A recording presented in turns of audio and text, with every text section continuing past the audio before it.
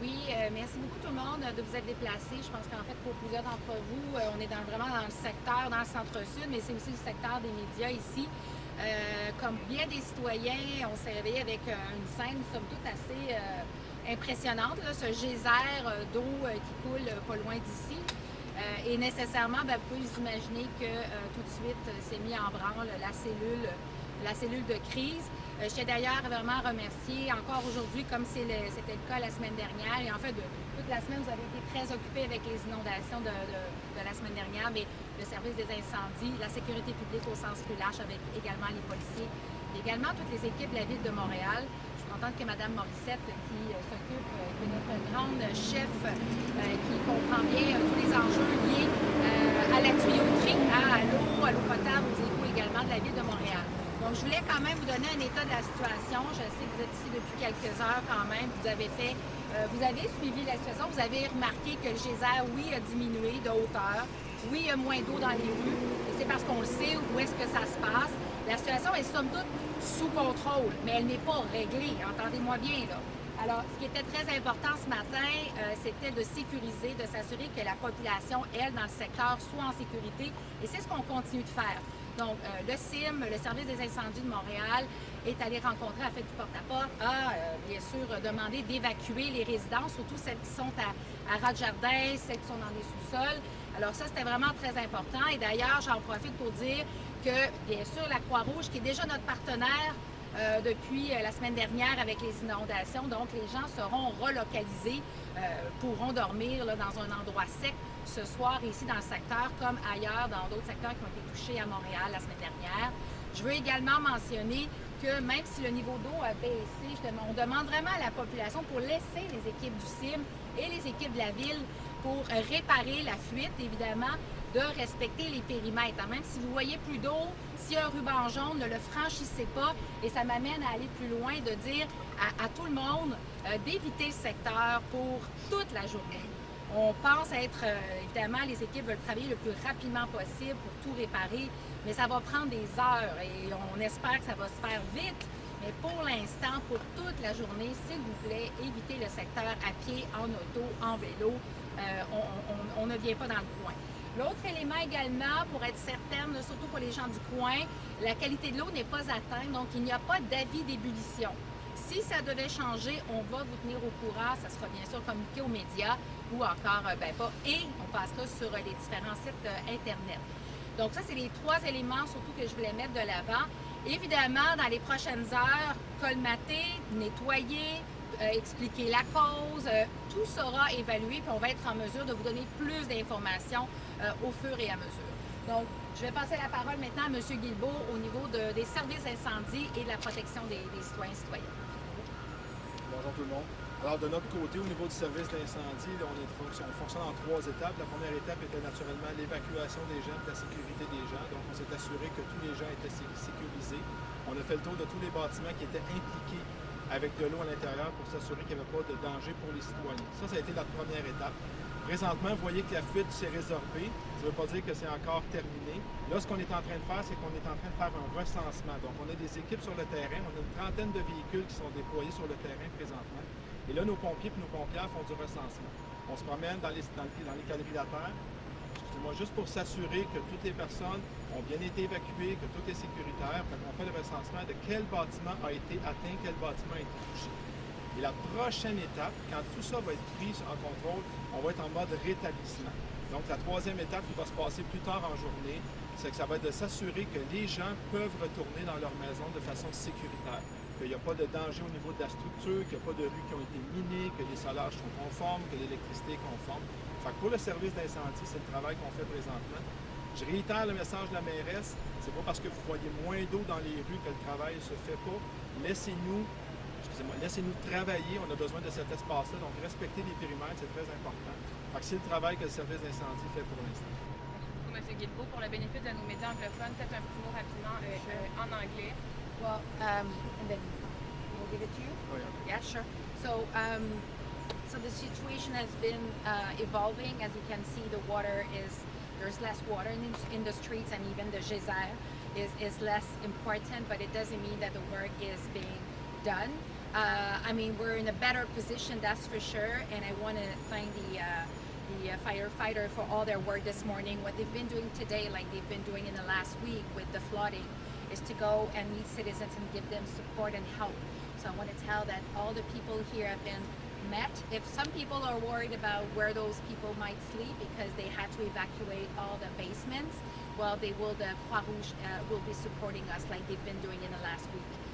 As well, there's no, the quality of water is fine, so you can drink the water. If it changes, we will inform the population, but so far so good. Last thing is that even though there's less water in the streets, it doesn't mean that it's all good. So we need to, the Sécurité Incendie is asking everybody to follow the different instruction. There's ribbons that says like don't go in, and even if there's no water, please respect that parameters because it will help them to do the work. So of course in the next coming hours and days we will be able to share more about what happened. Or we know, it's a big conduct. I didn't say it in French, but it's a huge one. It's 84 centimeters. It's almost a meter. Inches, oh my god, c'est pas pareil. Une chance que c'est, merci. C'est énorme. It's a huge one. So this is why 84 pouces. Oui, alors c'est énorme. So this is why, and this conduct gives water to the east of Montreal. So this is why the work needs to go rapidly, in a good way. And of course, this is why we're asking everybody to respect the parameters. Merci beaucoup, Monsieur Guilbeault. Just as for the fire department, the first thing we did this morning was to evacuate all the buildings that were involved in the flood. And as we're speaking right now, we're doing door to door to make sure that all the buildings, to know how many buildings are are flooded by this event. And the third part that we will do is after that everything is under control and set up, we're going to have to go door to door to make sure that people can go back in their homes and everything is safe. Talking about electricity, talking about structure of the building. So that's what we're going to do, and we're going to have to do it. We have a lot of hours in front of us. And I would like to say again, respect the perimeters. That is important for us to have a place to work. It's not because you don't see water in the street that everything is over.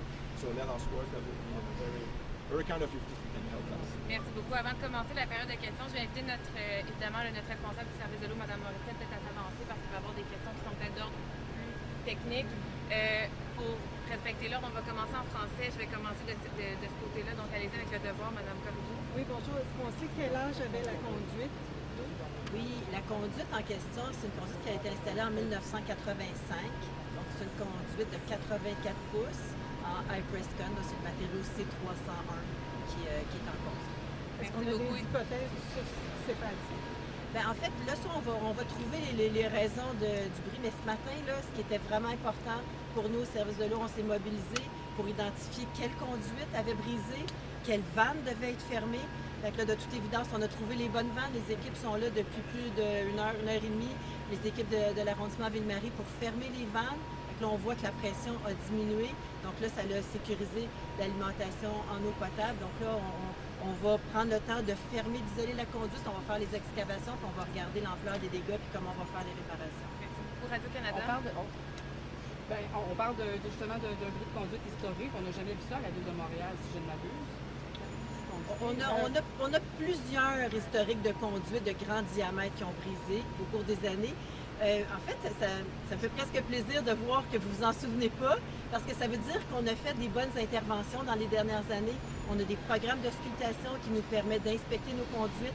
On tente toujours de les arrêter avant qu'ils brisent. Fait que c'est un programme, dans le fond, on voit qu'il y a moins de bris spectaculaires à Montréal, c'est une bonne nouvelle, mais il demeure qu'on a quand même 4000 km de conduite d'aqueduc dans le souterrain de la ville de Montréal. Donc, c'est une vigilance là, tout le temps avec des programmes d'hospitalisation constants, mais c'est pas la première fois qu'on a des bris aussi importants que ça à Montréal.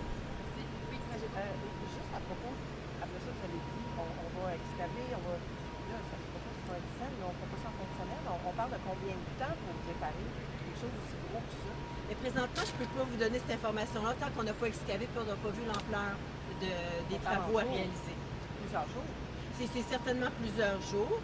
Maintenant, on va être capable... en fait, la beauté du réseau à Montréal, depuis les derniers 15 ans, on a travaillé à sécuriser le réseau d'alimentation d'eau potable. On a bouclé le réseau, donc on a ajouté de la redondance. On a plusieurs conduites qui peuvent alimenter les secteurs.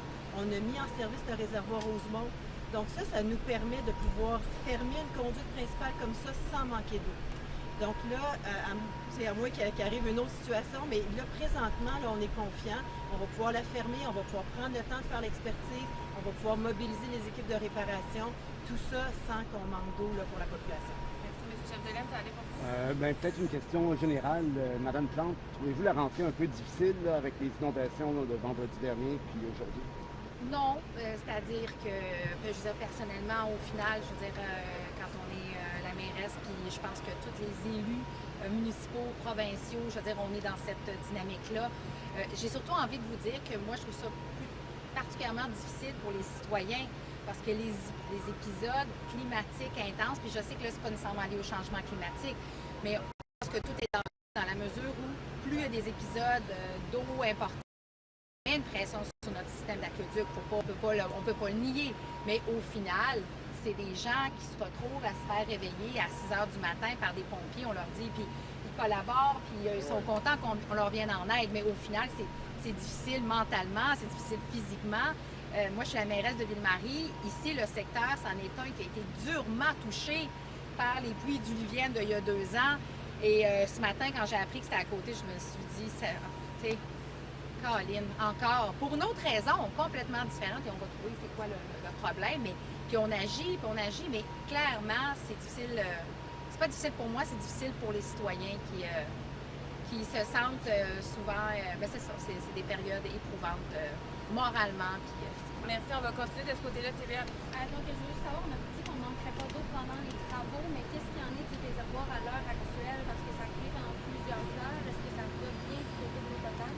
Oui, la situation est tout à fait en contrôle. Donc, on a des bons niveaux d'eau dans les réservoirs, on a des marées, des pompes. On a vraiment une redondance là, sur le réseau, puis ça nous permet de sécuriser l'alimentation. Voulez-vous clarifier pour le bénéfice des médias la redondance? Un réseau parallèle? Oui, bien c'est un peu comme Hydro-Québec, c'est-à-dire qu'il y a des poteaux électriques de différents chemins pour alimenter les secteurs. Fait qu'à Montréal, on a des conduites de très, très gros diamètre qui partent des usines puis qui alimentent les différents secteurs. Bien, j'ai des conduites de très grand diamètre, j'en ai tout le temps au moins 2 qui alimentent chacun des secteurs de la ville.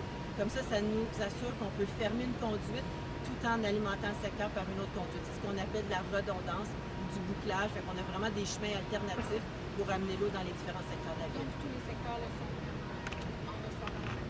Présentement, tout à fait, oui. Merci beaucoup. 2, 3 dernières questions en français. Oui, du côté de vous. Pourquoi on a laissé l'eau couler aussi longtemps? Parce que les images étaient spectaculaires, on voyait le geyser. On se demandait pourquoi on arrêtait.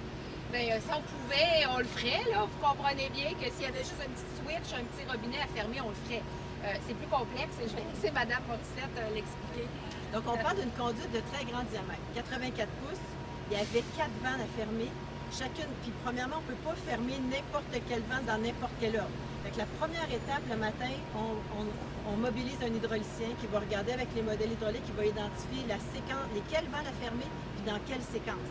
Ensuite, il faut que les équipes sur le terrain viennent fermer les conduites une après l'autre, vraiment de façon contrôlée, puis d'une façon contrôlée en termes de vitesse également, pour ne pas briser plus la conduite. La dernière chose qu'on veut, c'est que la vanne brise. Alors ça se fait de façon très contrôlée. Il y avait à peu près 800 tours à faire pour fermer une vanne. Fait que chaque vanne, ça prend comme plus d'1 heure, là, parfois 2 heures à fermer pour être certain qu'on fait ça en contrôle. C'est pour ça que ça prend autant de temps, mais je peux vous rassurer, les équipes là, de Ville-Marie sont vraiment à pied d'œuvre pour fermer la conduite depuis ce matin. Et nos équipes sont en soutien. Oui, on continue en français. Je veux savoir, c'est quoi le lien entre les pluies diluviennes de la semaine dernière et la pluie d'habitude? Présentement, moi, j'en vois pas de lien direct là, entre les pluies diluviennes. C'est vraiment 2 réseaux complètement différents.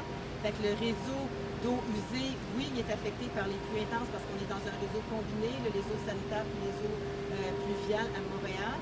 Mais le réseau d'aqueduc, c'est un réseau qui est complètement, c'est un autre réseau.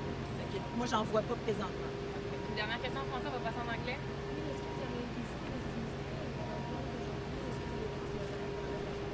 Écoutez, comme vous pouvez imaginer, mon horaire de mairesse, j'ai toujours plein de rencontres, plein de choses qui sont mises en place, mais je pense que les Montréalais le savent, là, ça fait quand même quelques années que je suis ici, que j'ai accompagné les Montréalais à travers Oh, pas mal d'événements, que ce soit la COVID, des inondations, des vagues de chaleur, mais donc moi je suis là. Je pense que les gens, les Montréalais, Montréalaises, puis je veux le réitérer, je pense que le poste de commandement qu'on voit aujourd'hui, c'est exactement la même chose qui s'est passé dans la dernière semaine, mais à la grandeur de l'île. Puis autant je comprends que les citoyens veulent voir la mairesse, mais je veux aussi, pour moi c'est important qu'ils voient tout le travail qui se fait quand il y a un événement difficile, puis en amont, parce que Mme Morissette l'explique, puis j'invite encore une fois peut-être plein de médias à venir voir, faire j'appelle ça des cobras, mais venir voir comment ça fonctionne, parce que c'est tellement intéressant, mais c'est vrai que c'est comme une science, comme ça a l'air simple de fermer une valve, mais non, il ne faut pas que ça crée un ressac, il ne faut pas que ça fasse de la pression. C'est comme c'est pas de la magie, clairement pas, mais c'est vraiment incroyable, donc je suis là. Puis surtout dans Ville-Marie, moi je suis la mairesse. On a décidé, à cause du secteur ici, on savait, on était en bas d'une pente. Dans les années précédentes, on a eu, vous vous rappellerez, là, il y a 2 ans, il y avait eu la pluie diluvienne, la quantité d'eau d'1 mois en 2 heures. L'eau avait descendu la pente, c'est le cas de le dire, ça avait affecté plein de résidences ici. Puis depuis, comme avec l'arrondissement de Ville-Marie, avec mes collègues, avec Sophie, qui est la conseillère ici, on a décidé de faire un réseau parallèle, on a décidé de faire une rue éponge qui est en construction, de passer des tuyaux. On est vraiment en mode solution. C'est ça que je pense qui est important pour les Montréalais. Je comprends qu'ils veulent me voir à la vignette, mais ils savent que le travail se fait. Il se fait aujourd'hui, mais il se fait depuis des années parce qu'on l'a anticipé. Mais en même temps, un réseau d'aqueduc, c'est grand, c'est complexe. Et on va se le dire aussi, les gens veulent qu'on ait un bon système, mais ça veut dire des travaux. Puis, je ne gagne pas des points politiques, moi, quand je fais des travaux, là, hein, parce que ça emmerde tout le monde. Mais au final, ça nous aide à être plus résilients, plus d'autres projets d'infrastructure, mais on ne pèlera pas comme par en avant là, les problèmes. Oui, on va juste devoir passer en anglais, peut-être en entrevue individuelle, parce que là, les équipes doivent retourner travailler. En anglais aussi, hein? Oui, allez-y.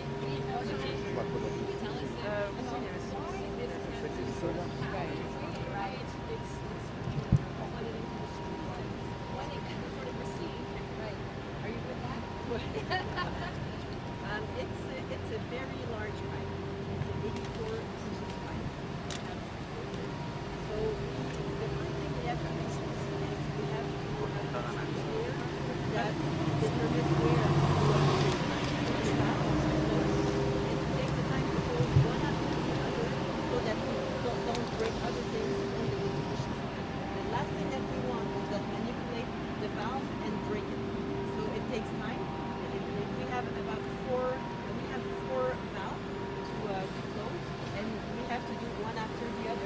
And there's about 800 torque to be able to close the valve, so it takes 1 or 2 hours per valve to close. So that's why it takes time. But we have to take that time to plan carefully and to make sure that there will not be any other break at the same time, which would make the situation much harder.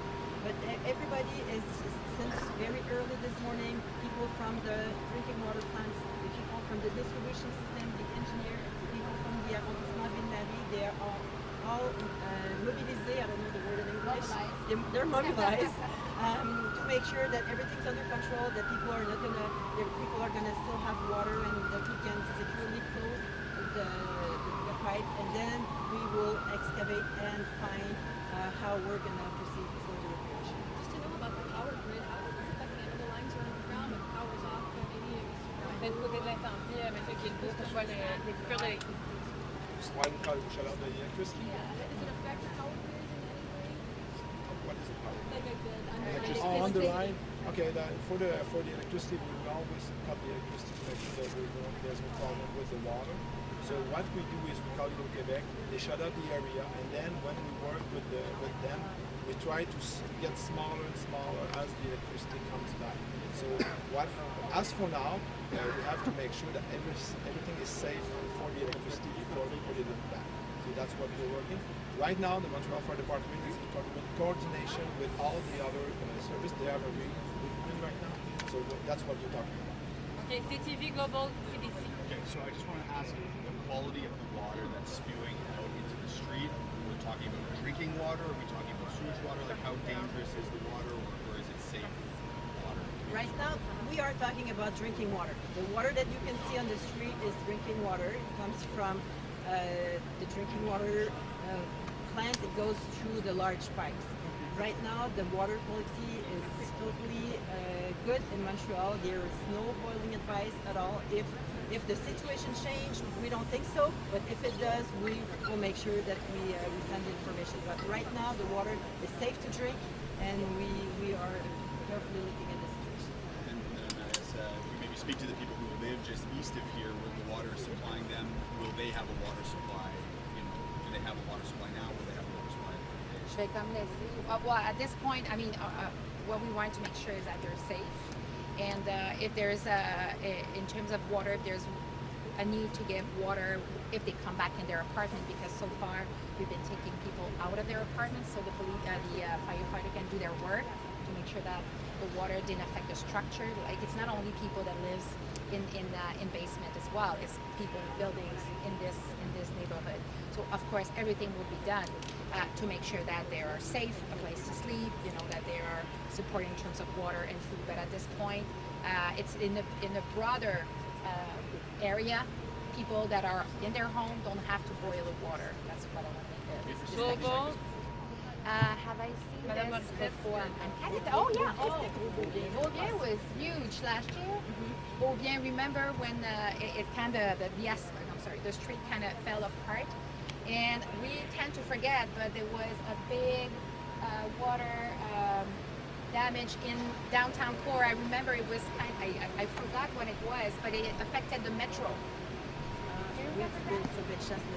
No, it was downtown. But anyway, I'll get back to you on exactly. On doit vraiment quitter. But I Donc, mean, ultimately, though my memory is kind of failing at this point, I think it's important for Montrealers to know that how well we are prepared and equipped, because we are lucky enough to have firefighters and the public security as a whole. And this is what has been in function in the last week, and even during other times. So I think that Montreal can be proud and reassured. We don't have that number right now. That's what we're doing. Which one? We don't have this number right now. That's why we're doing door to door to make sure that we know everyone who has to be evacuated. This season. Last question, Bobo. You're good? CBC, good? Parfait. On va terminer ça ici. Les équipes doivent revenir. Pour les entrevues individuelles, vous pouvez m'écrire pour les porte-paroles qui sont avec nous. Merci.